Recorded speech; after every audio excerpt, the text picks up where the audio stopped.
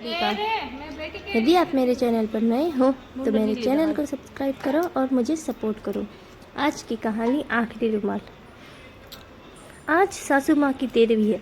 मेहमानों के बीच उदासी ओढ़कर नकली आंसू बहाते हुए बहू संजना उकता गई थी। एक ननंद को छोड़कर बाकी सभी मेहमान जा चुके थे। अब उसे इंतजार था सास की विरासत में छोड़ी हुई चीज़ें देखने का। उनकी अलमीरा की चाबी की जानकारी केवल ननंद मीना को ही थी।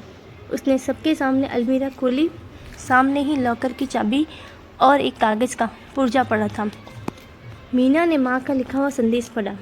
माँ ने अपने जेवर इकलौती पोती और बेटी के नाम किए थे। कैश रुपयों पर बेटे का अधिकार था। उनके सभी नए पुराने कपड़े गरीब महिलाओं में बांट दिए जाने का जिक्र था। एक सीलबंद पैकेट था जिसके ऊपर एक पिन किए हुए कागज़ पर लिखा हुआ था, यह पैकेट बहू के लिए है, लेकिन वो इसे अपने बेटे यानी कि मेरे पोते अनुज की शादी के 1 वर्ष बाद ही खोल सकेगी। मेरी अंतिम इच्छा के अनुसार तब तक यह बैंक के लॉकर में रख दिया जाए। बेटी ने वह पैकेट बैंक के लॉकर में रखवा दिया। दिन गुजरते गए। 6 महीने बाद अनुज की शादी हो गई। सगाई पहले ही हो चुकी थी। बहू आराधना के घर में आते ही संजना ने कुछ राहत महसूस की।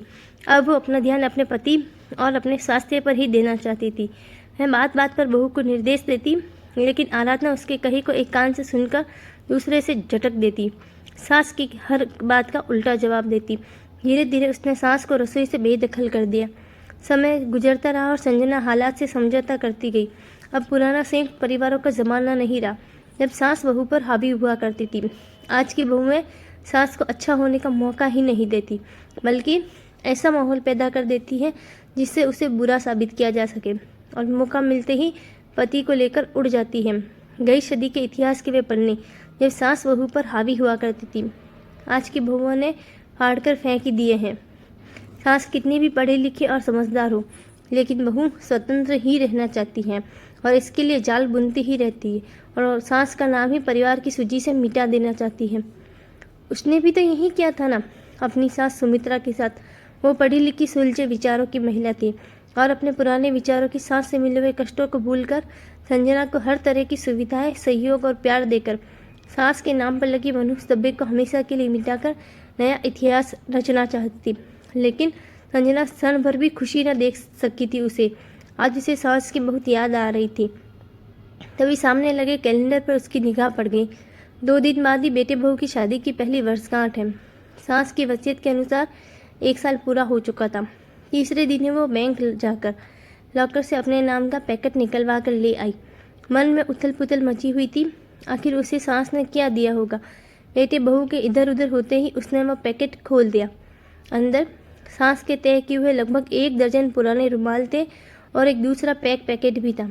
देखकर अचानक उसकी आंखें एक सवाल लिए सिकुड़ गईं।